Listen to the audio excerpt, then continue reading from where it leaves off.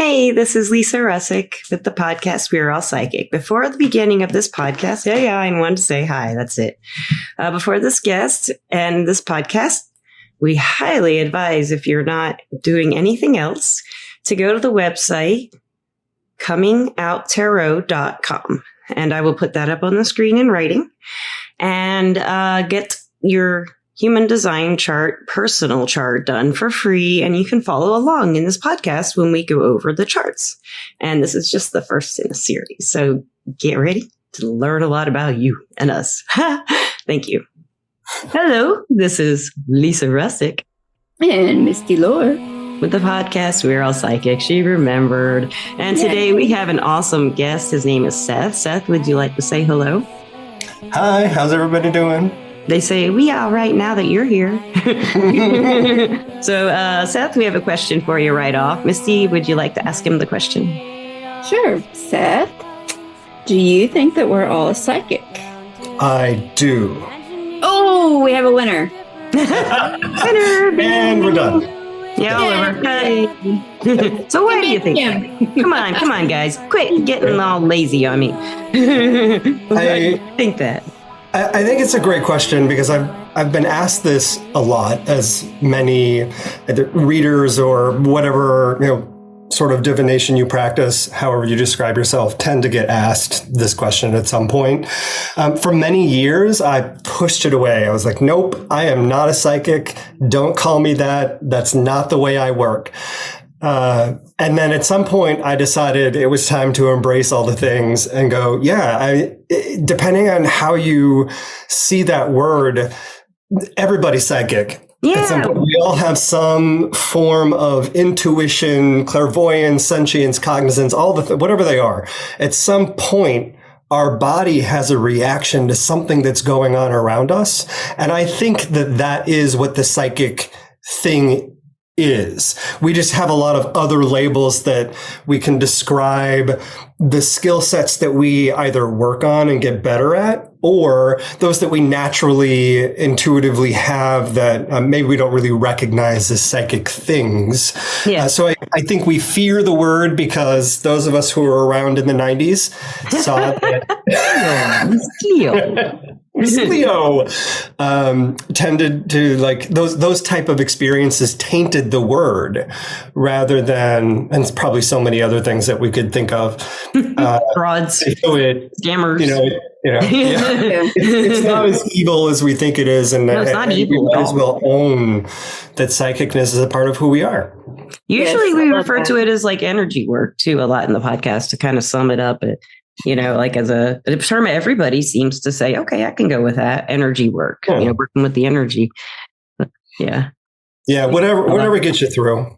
Yeah, it's hard with labels, and I find there aren't enough words. There aren't enough labels because everybody's got all these little detailed things they do, and we've heard all about them from so many guests. So, listeners and watchers, this is a video podcast on Spotify, and Seth is going to teach us, introduce us to the topic of human design. So nobody's ever heard of this ever in their entire lives. How would you describe this? It's a divination. Your entire life. Never. Yeah.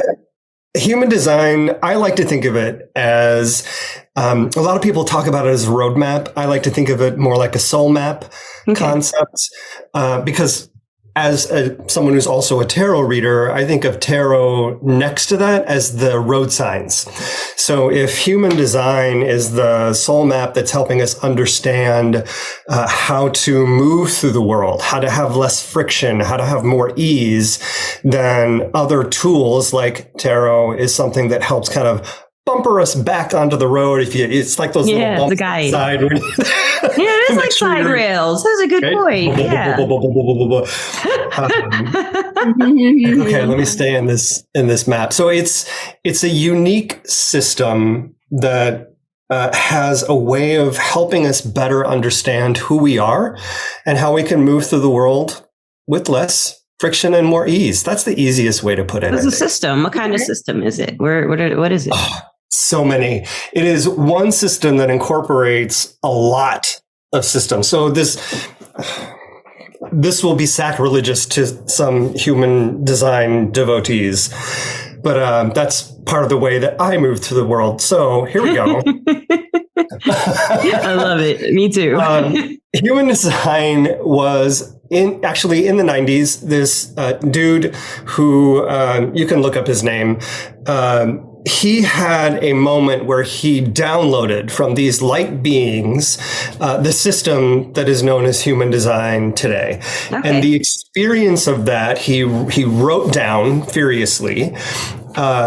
Just like any downloaded system, my point of view is going through the filter of this human being. So there may have been a pure version at one point, but once it came through him, it became the way he wanted to share it with people. And it became his language, his translation. Yes. So it's written in a voice called the not self. So anytime you read any of the original texts about human design, it's written in a way that sounds challenging, frustrating, negative, because it is written from the point of who we are not meant to be. Because if we can see that friction, that part of ourselves who we're not meant to be, then we should be able to move into the space of who we are and how we can move through the world. So it's a way of identifying a lot of people. What's wrong with you? Shadow. Yeah. What's wrong with you? What's wrong with us? Yeah. So I get it. You know, what's blocking us from our best potential is kind of what I always took from human design. But how can we get there? It's more of what it's evolved into from what I understand. How do we get there? Yeah. There are a lot of people today who some people have gone to the other extreme where here's all the good stuff. Other people have landed in the middle, which I think is the most advantage for the system. In fact, one of the most prominent people today, Karen Curry Parker, has a wonderful language called quantum human design language because she studied with the dude who started it and over time has elevated her language to kind of live in between. So it's not so dire, but it's also not, puppies and rainbows. Yeah. There's something in the middle where you can find yourself and go, okay, here's where I need to do some work, but I have this language that is going to let me lift myself up. And I think there's strength and power in that type of way of seeing it too. There's a lot of other people who are challenging the system itself. The bones are good. The bones are good. It brings together things like the Chinese I Ching, the chakra system, but it shifts it a little bit. It's changed. It's 9 centers instead of 7. I've heard people say that, and I've wondered where that came from. Yeah. It's an evolution in the human being, certain time period. There's a whole lot of There's a lot to it, so I won't cut you off. Sorry about that. That's right. into all of the stuff. At a certain point in time, a little while ago, we split from 7 to 9 centers beings. And the Lionsgate that we had that was supposed to be really intense, like in 2018 or 19 or something. It was before that, 1700. Before that. Yeah. Oh, wow. Okay. So there's another one coming, another shift coming in, if I get the day right, 2027.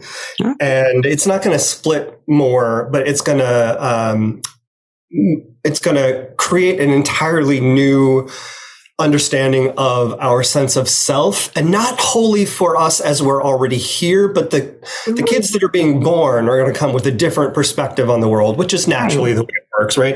It's just going to be a little more open and available to the idea of something like a question of, say, are we all psychic? There's going to be less push from them, more acceptance into this space of how do I move through the world that seems to be one-dimensional or just 3-dimensional in the way we touch it, that actually have 5. They're going to be more available to that experience. And that idea, that concept, I mean, computers alone, I've seen my son's generation being introduced to computers that young as like they are, as they were in early 2000s, mid 2000s. And they're so open-minded, and Misty's kids are too. They're so open-minded about everything. They want to know, they are curious, and they're not the world at their tips, they not like we did. I mean, they can look anything they want up. They have the information right there, instead of us having to go to a library and just hope that there was a book out there that was if about we were allowed to, yeah, and if our parents were okay with it, and now stuff, it's totally different, Yeah. Well, it makes sense if you have a global worldview because of the internet. It makes complete sense to me that generations to come are going to see something grander, greater, something larger than that. Yeah. Yes.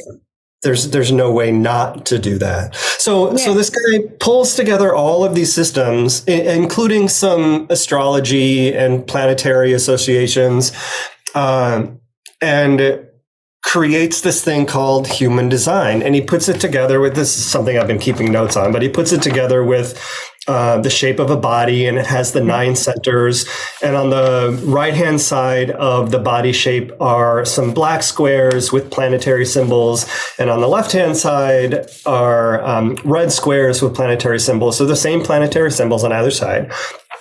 But the red side is the unconscious. The black side is the conscious. So when you look at the black side, those black squares, what you're seeing is something you may recognize in yourself when you start reading about what it means. And other people may also recognize those things about yourself. When you're looking at the red side or the unconscious, think of this kind of like, the easiest way to describe this is to think of it kind of like a rising sign where you may not see exactly what it is, but everybody thinks you're that. Yeah, yeah. People will think I'm a Leo because I have a Leo rising and I come off as having this Leo energy, but I'm a Taurus.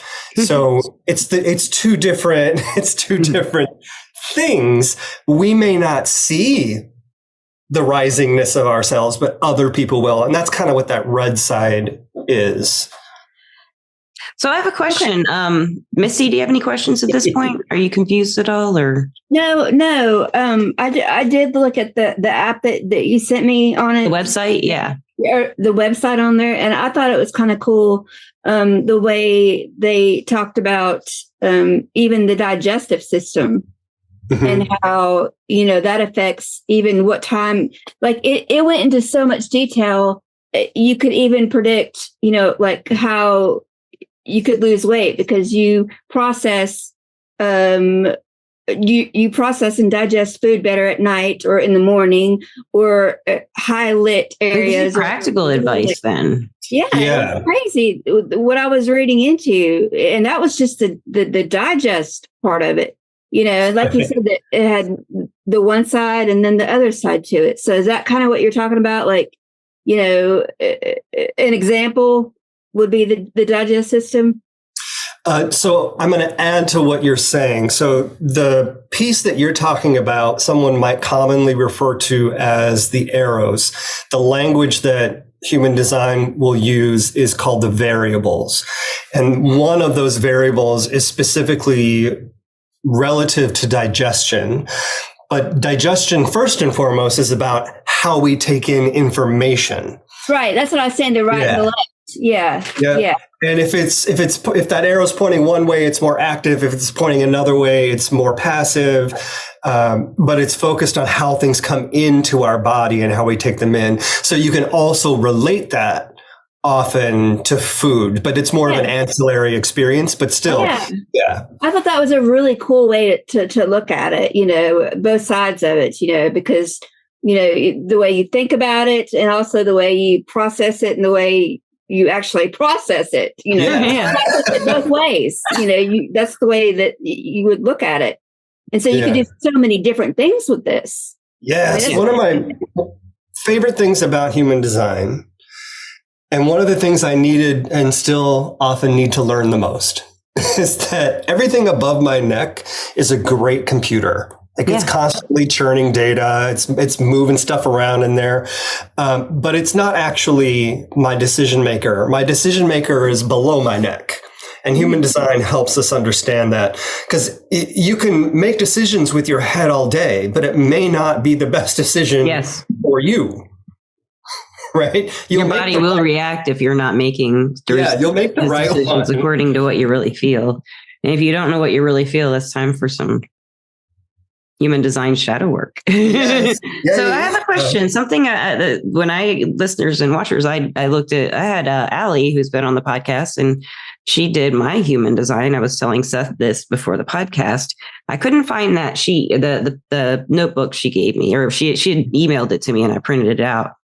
But I went on to a generator site and it was talked about manifestors and generators and manifestor generate. Can you talk about that a little bit and teach us what that is? Because that seems like the main hit point that everybody can relate to, you know? Yeah, that's called type. And it's when I talk to people about their human design, that's often the second or third thing I talk about. Okay. Because it's usually the primary thing that anybody can find anywhere. Right. And it's important. But as I lead into what I share about human design, that's one of the things that I'll talk about a little bit later. But what do you start with? I tend to start with definition. Okay. Because definition to me is how people learn. That's a very simplified view of definition. But people can have no definition. They can have a split definition. They can have a triple split definition. That split could be small or wide. And they can have a quadruple split definition. Do you remember what yours is? Of what? When you looked at your design, was there a line somewhere that said definition? Did it tell you what kind it was? All I looked at was the little graph, and it had like a triangle, a diamond and a diamond and a diamond and like diamonds over here. I don't remember anything else. Okay. Yeah. Misty, did you happen to know what your definition is? Okay, great. Don't worry about it. I'm a triple split. Most people I run into tend to be some sort of smaller wide split. I've only run into one person with no definition. The small split means that in this image, if there was this section down here, if there were no channels, see these lines, there are lines that go between the centers that connect the centers. Okay. If there were no channels that had either black or red color between these bottom three, the root, the sacral, and the spleen, then I would have a small split between these next two, the G center and the throat. Okay.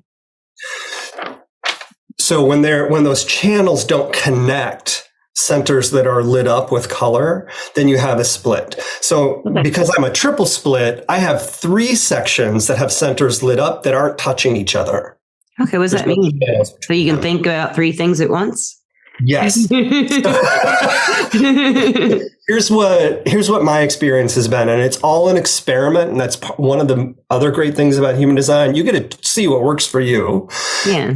Most splits, people who have like two splits, or might be called a single split, they tend to need maybe a secondary source of information to help them feel confident in some of the choices they're making. Okay. They tend to, when they interface with another human being, that split may be completed. Think Jerry Maguire, you complete me. And then suddenly they have access to the way the world works around them in a more available way. Whereas me, comparatively, as a triple split, I need the movie. I want the script. I'm going to go to the library. I might need to get all the details. Give me all the sources. And as a triple split, I'm not trying to close those gaps where a small split would be trying to close the gap. They're looking for that other side because I've got so many sides, I just need to kind of like pick from here, and here until I feel good about what I got. Okay. So the idea of understanding how you take information in and how, if you're with me, it may feel like you're taking information in rapidly. And when you leave, it may not feel like that because the energy is different. Yes. The connection is different. And to know that's how you learn is helpful when you walk away from me. And that's usually why I start there. It's very important to know how someone learns. Yeah, definitely. So what's the next thing you teach? Then is that when you get into the generators and I want to know about that.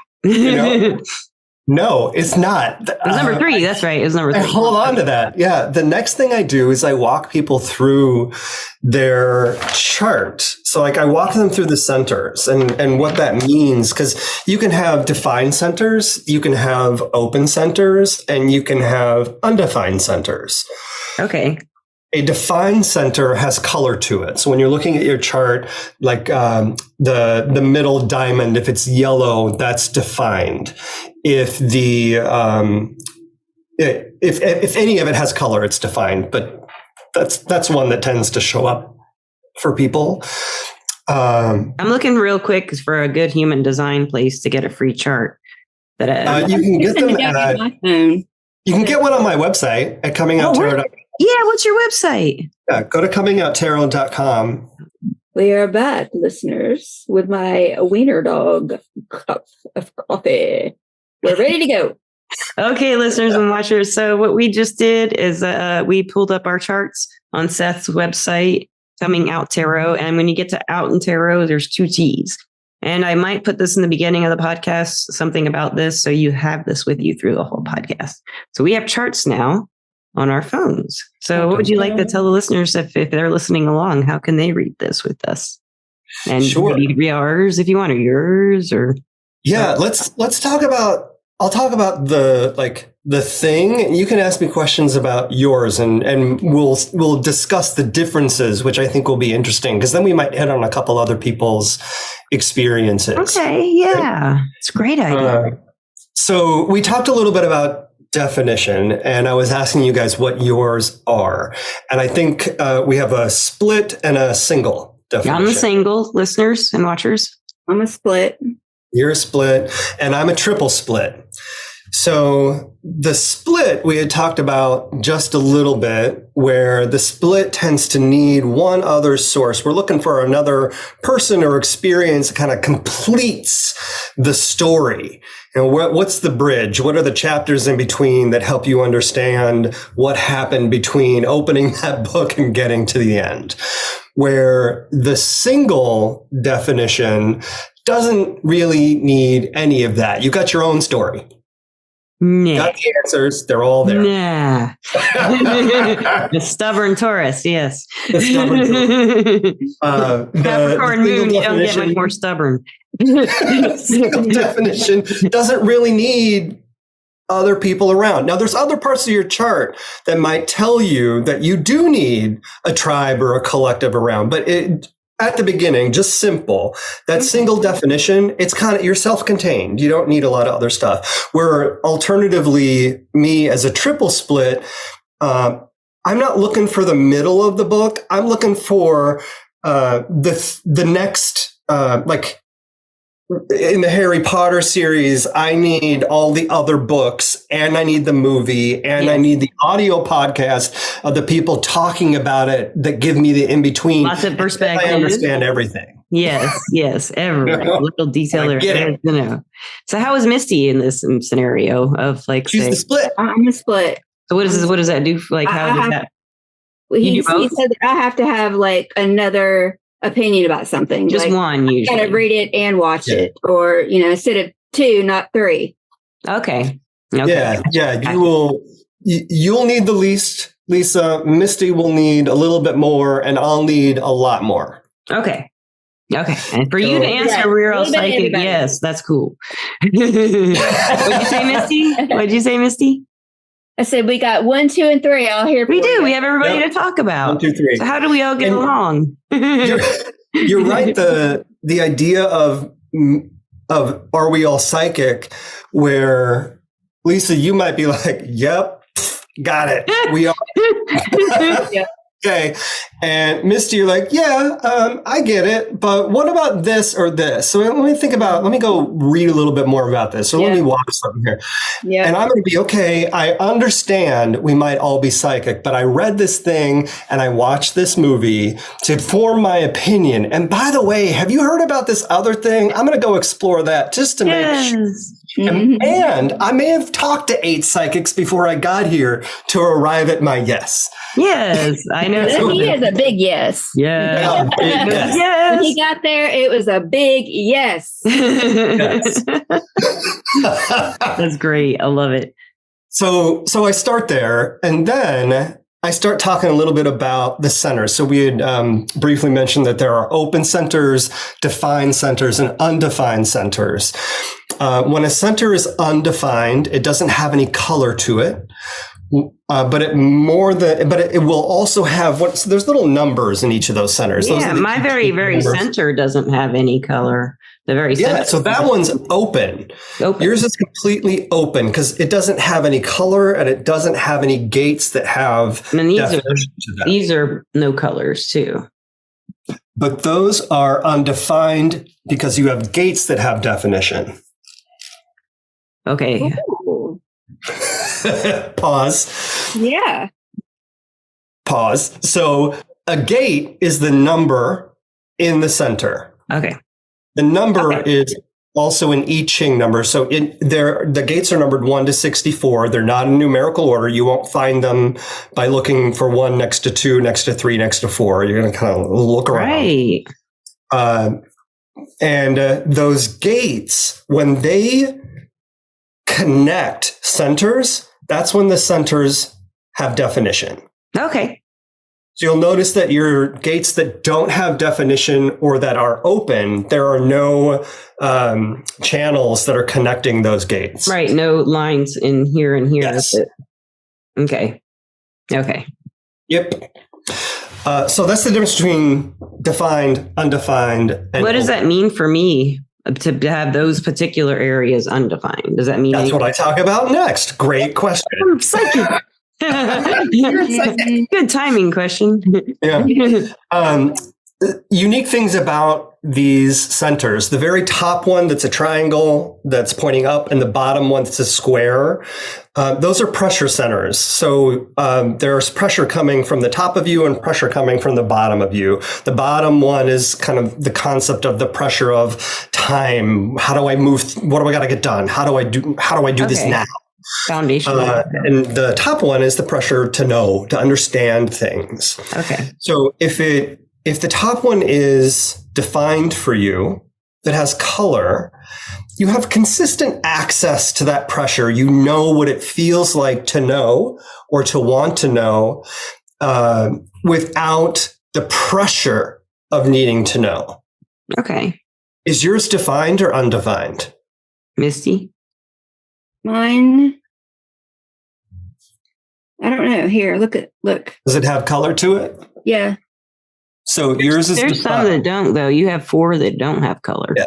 So we're just going to talk about that top one. Oh, the top one. I'm sorry. Yeah. So the top one is defined for Misty. Is it defined for you, Lisa? It has yellow in it? No, it's blank. Clear. No, yours is undefined. Undefined. Okay. Yep. Undefined. So mine is also defined like Misty's. I have a yellow head. It's called a head center. Okay. When you have a defined head center, you have regular and consistent access to that pressure of, do I need to know something? It doesn't feel like pressure because you know what you need to know when you need to know it, or you don't know what you need to know and you know how to find out. So there is less pressure to know things because you just kind of feel like you do. Where someone kind of thing. Say again? Go with the flow kind of thing. Yeah, kind of. If that's the way you're experiencing that, yes, 100%. Where Lisa, because yours is undefined, you might find that you feel the pressure to know or feel you need to know things that don't really matter and are constantly trying to figure out how to get to know. Skiing. Typical male response. I must say. And this is why this is another reason why some of the language around this and the experience around this is still evolving. Yeah. And I think it's problematic from its core. But the idea of the pressure of, do I need to know this, still exists. It doesn't matter whether you understand, comprehend, or need to know. The concept of, but do I know? Do I know? And trying in a group of other people where it seems like everybody knows, but you're still trying to know. Oh, that happens a lot. Yeah. I get confused about certain concepts and stuff. Like it took about a year and a half for somebody to explain to me what a hipster was. I just couldn't. And then they started popping up everywhere. And then I was like, I get it. Now, see, I also think of the other side of this with me for a second. I think people who have open centers, your open center is your superpower. There's amazing stuff going on there.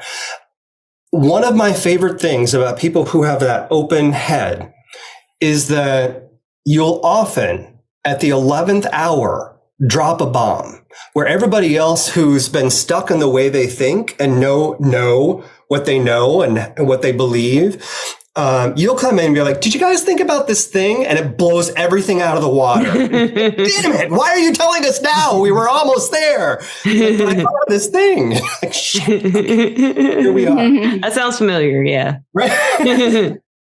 So it is a beautiful superpower to not be bound by a singular or regular way of thinking, or to have the pressure to have to know something, because you're free to let it roll around in there until it comes out. Here's the thing. Okay. Why did I think of that? Well, because you always stuck in how cool. you think. That does explain how I think a little bit. Yeah, big way, like in another way. Because I do think very abstractly, and I do think about things that probably other people wouldn't find important, like I'll think for, a good couple hours just lying on my couch about cat personalities and dynamics, and nobody really cares. Maybe another cat person who had cats and we were talking, but it wouldn't be a 2-hour conversation, I don't think. It does come up later. Misty, would you find yourself laying around thinking about cat personalities? No, I'm a dog person. No, I'm joking. Dog. Yeah, right. No, I wouldn't. No. Yeah, I would not find myself doing that either. I think that's a wonderful example of a defined versus an undefined. Yes. So there's those two pressure centers. We also have 4 motors. The bottom right-hand corner of the chart, the sacral, the root, the solar plexus, and the ego center or heart center. No, going down. Those 4 motors, that's where energy comes from in our body. As a manifesting generator, Lisa, one of your motors is connected to your throat. Okay. Is that channel? Is this my throat, or is this in my heart center? This throat is that square in the middle that is colored in with a brown color. That one. Okay. Cool. So you have a channel going from your sacral to your throat, and from your ego or heart center to your throat. So you have a couple channels from motor centers going to your throat, including your root, which is a motor that goes through your spleen all the way up into your throat. You got a lot. You got energy for days. I can, but not since I've had COVID the first time. And then it was just like, but otherwise I have a lot of energy, mental energy more than anything, nervous energy. It may have pushed itself up there as a result of any. Probably, because physically I can't do much as I would like to, but yeah. So what about Misty? Misty, what motors do you have defined? She's like me. She has the open, is that the sacral? Solar plexus, open solar plexus. Gallery so I can see. You have the sacral and the root as energy centers. And you're not a manifesting generator, so neither of those are going to your throat. But your energy is coming from your sacral and your root. Okay. So unique things about these 4 centers. Anything other than the sacral, so the ego, which is also known as the heart or will center, the solar plexus, and the root, think of them like batteries that eventually wear out and need to be replaced. The energy that is there is exhaustible. The heart center is a great way to talk about this because it's also known as the will center. You can have the will, if your heart center is defined, you can have the will to push through things. That doesn't mean if it's undefined, you don't. You just may have it to a lesser degree. Where people with their heart center defined, they have the will to finish something. That will eventually reaches the end of its road, the battery depletes, and they need to stop and recharge. The sacral center is like an Energizer bunny that is constantly plugged in that never stops. It's recharged all the time. It's like a battery in your car. As long as the car's running, if it's moving, that battery is recharging. Okay. So quick question, just real quick. Yeah. What's the difference between the yellow and the reddish color? This color and this color. Oh, so the brown of in the defined areas. Yeah, the brown and the red. The color right now doesn't matter. Okay, gotcha. Thank you. I just had a question. I just was wondering. It's a great question. You'll see that there tends to be brown, yellow, red, and green. Okay. And for right now, they're not going to worry about that, listeners. You can find that. You can find that by reading with Seth. So that sacral is high energy, intense energy all the time. Though you both have your sacral defined. I think you both have your solar plexus undefined, if I remember correctly. Nope. Both of us have this on this one. Oops. Let me see. Yeah. Your solar plexus is defined, Lisa. Misty, I think yours is undefined, which is, let me see. Oh, this is solar plexus right here? Undefined. No, that's the sacral. The solar plexus is the triangle that's pointing to the left on the right-hand side of your body. Right-hand side of my body. That one right here? Yeah, that one. Okay. There you go. Thank you. So you're an emotional manifesting generator. It's a little different than just a manifesting generator.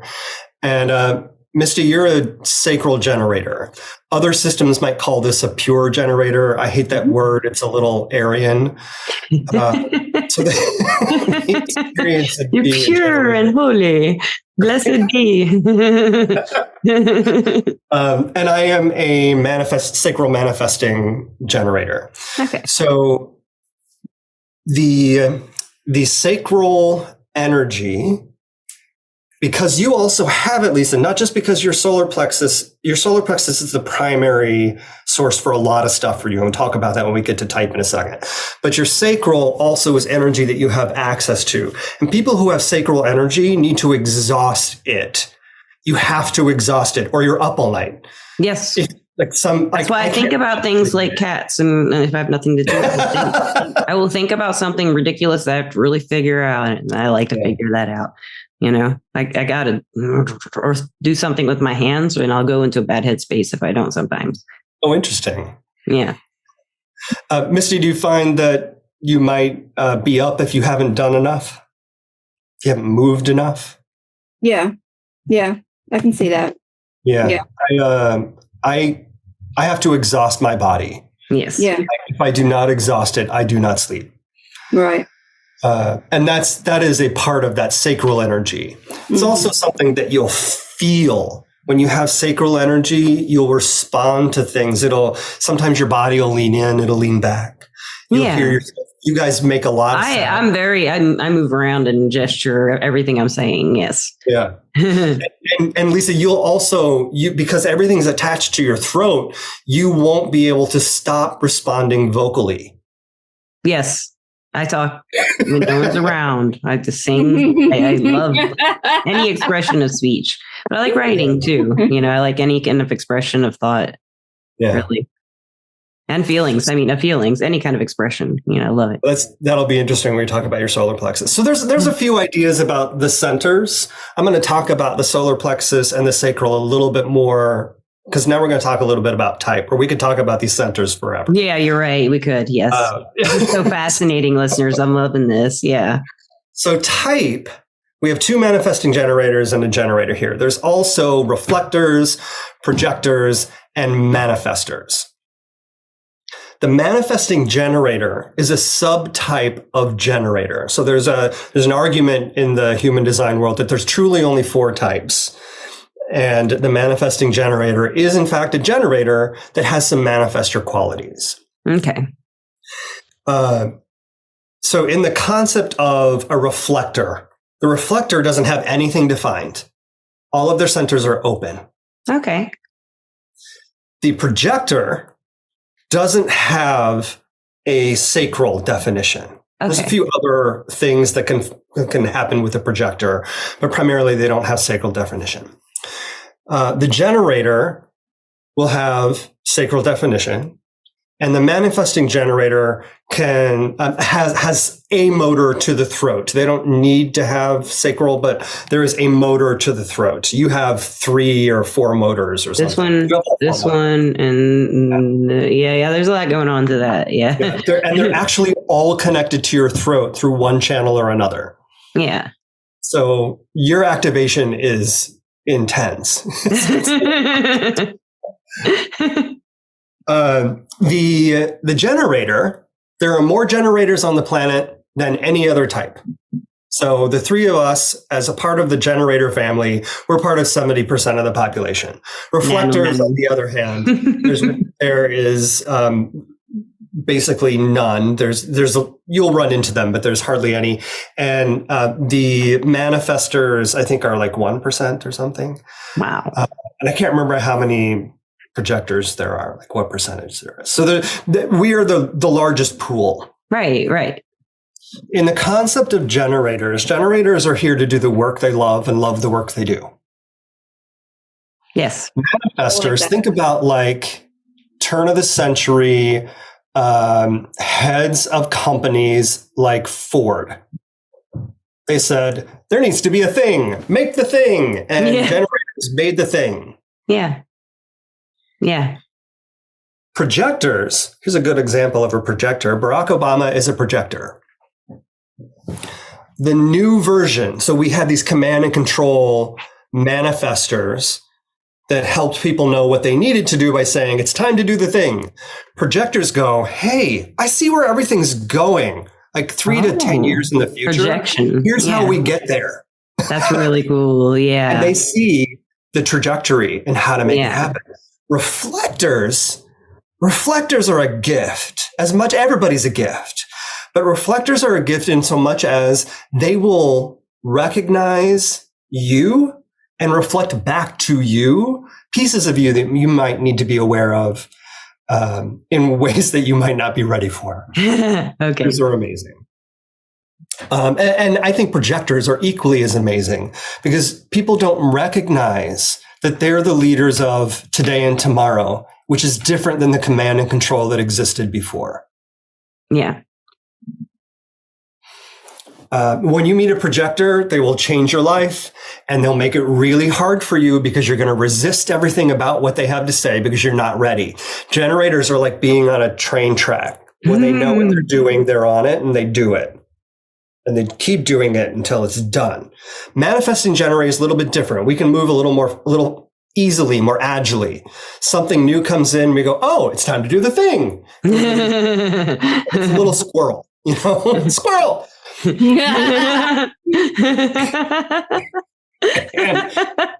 and projectors are saying, hey, we should all be doing this thing.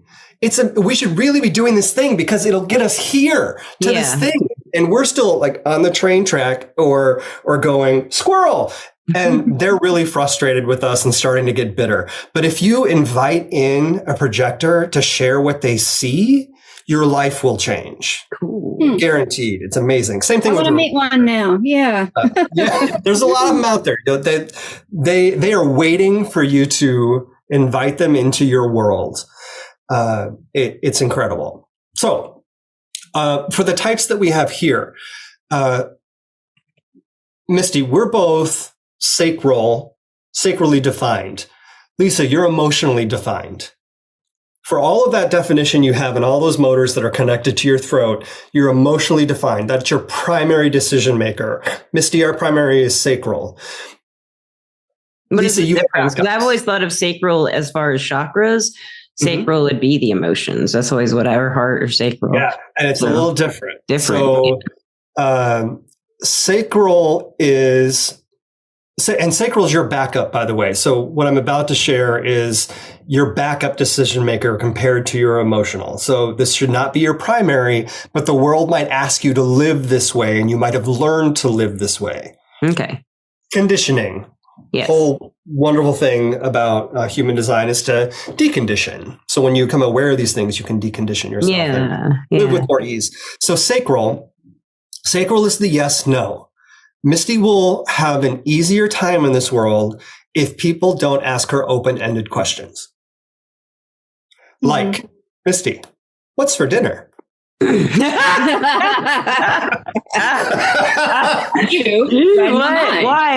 What's for dinner, Misty? Wait, where are you getting it? What time's it going to be home? That's all. Her daughters do that. The last 20 years. So, that's a good one.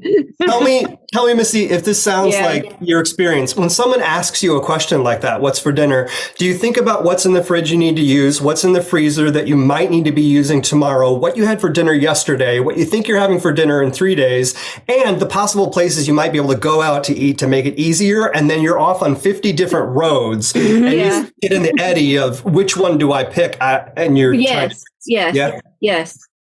This is the pain of an open-ended question for a sacredly defined person. Yeah, I can see that. If someone said to you, do you want macaroni or meatballs for dinner? What's your response? I'll pick one or the other. Yeah. So if I asked you, do you want macaroni or meatballs for dinner? Pick macaroni. Yeah. See how much faster that is compared to what do you want? Yeah. Oh, yeah.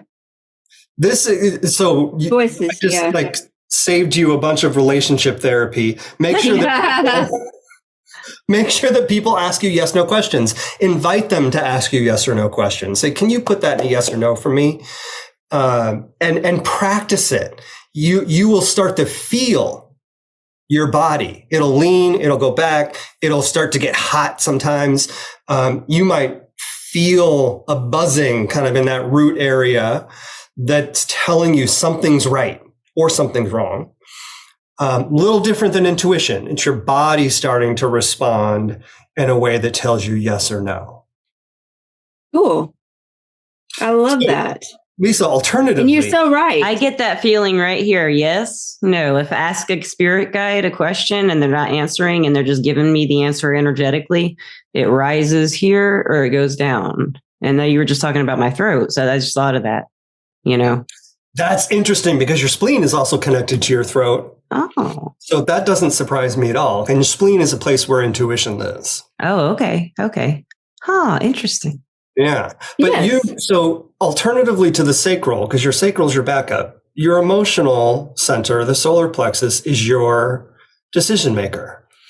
Depending on the channels that you have, and we won't go into the depth of this, depending on the channels that you have lit up, you either have a tribal emotional wave, a collective emotional wave, an individual emotional wave, or all three. And most people have aspects of all three, but depending on if you have the source wave or not, you will have all three to a varying degree. But most people will kind of have one that lights them up. Okay. The reason I mention those is they have different, like a sound wave, they have different shapes. So one may be kind of a ratchet thing and then drops, or it may be kind of a little more like an ocean There's wave. like a frequency to the... Yeah. Okay. 100%. The trick for people with emotional waves is to practice theirs, to understand how theirs works. And most of the time, when you have an emotionally defined person, they may need 24 to 48 hours to make the best decision for them because they don't always have a backup. Like you got the backup, yes or no. After the 24-hour period, if you're feeling like 70 to 80% yes or no on whatever your decision is, you can have someone ask you the yes or no. You're like, I've got a choice. This is what's in front of me. Ask me about those things. Just like the dinner question. Yeah. I'm asking you the yes or no. And then your sacral can kick in and confirm what your emotional side is. Okay, yeah. So if I have a disagreement there, then I could possibly be really confused. Feel really confused. Yeah, but you can clarify it with your yes or no. So people should ask you how you feel about things. Okay. How do you feel about meatballs for dinner? You don't need to take 24 hours. You've been around long enough that you know how you feel about meatballs for Feel dinner. pretty good about it. Right? But if you're in a larger decision, buying a vehicle, for example, then you might want to take that 24 to 48. How do I feel about this? I did when I just recently bought a car in the last couple of years, and I did take my time with it. Yeah. I almost impulse bought, but I didn't. People too. Yeah, I did. I asked a lot of people's advice. Yeah. Yeah. I got the same car she has, but a different year. Misty. I told her to do it. I love her car. I was like, yeah, you're right. My dad said a Nissan too. I was like, oh yeah, go find one. The practice of these decision centers is really helpful. And like I said, they're all below the neck. This is not a decision maker. It's just a lot of data churning around. Everything down here, you want to practice the decision maker so you know what it feels like. Okay. And what I've learned from a lot of emotionally defined people is they'll feel temperature. Oh yeah. I get I don't know if this is what you mean, but I get sweats in my scalp and under my arms or under behind my knees and my feet, and everything else will be freezing, or the opposite. My hands will be freezing and everything's freezing, but my core is hot. Did you mean that or? Kind of. So it's when a decision comes your way, sometimes you might feel a blush of heat, and you'll learn that heat is your yes kicking in or your no. Or you might feel the cold. Oh, I need to pay more attention. Yeah. A sacredly defined person might feel that, but it might stay down here instead of kind of. Oh, so kind of going all around. Yeah. Okay. It depends on you. So, everybody's a little bit different. Everyone figures out our own, right? Our own reactions. Yep. Okay. That's so cool, man. We could go on and on. Is there anything else you wanted to explain to us or the listeners before we thank our sponsor? Because this is just so fascinating. You want to come back and talk more about it anytime? You're welcome. Yeah. Sure. Definitely. I'm fascinated. Yeah. Yeah. I would encourage people to check out their profile. What's that, Misty? Yeah, definitely. We're just touching the surface of this. Oh, yeah. Yeah, we definitely need to know more. Definitely. We'd love to have you back if you want to come back. Yeah. And listeners, I will put that description or the link to his website, Coming Out Tarot, 2 T's out in tarot.com. The whole thing. And I'll click it right through it. So it's right on his first page. You'll see his body. And then you will click through to get I'm going back to see, I can remind you if you didn't do it. I'll do this in the beginning. Listeners, I'm going to have a little clip right in the beginning about how to do that so you can join in with everybody. But I'd love to thank our sponsor, Everclear. Everclear is an advice app and website where you can get advice from psychics and empaths so you can get the clarity you need to create the life you deserve. And lastly, Seth, where can we find you? And you're on Everclear, right? Are you on Everclear Advisor? Yeah. You can find me on Everclear under Seth V. I'll put his info in here. Yeah. Yeah. And Coming Out Tarot obviously is a great place to find me. And that's also my handle at any social media, which I'm on. on Instagram? Yeah. Instagram, TikTok, Facebook, Threads. It's whatever it is. What is Threads? I can't figure out what the point of Threads is. Threads is the alternative to Twitter. So, Meta came up with Threads. Yeah. When Twitter started spiraling, Threads came out.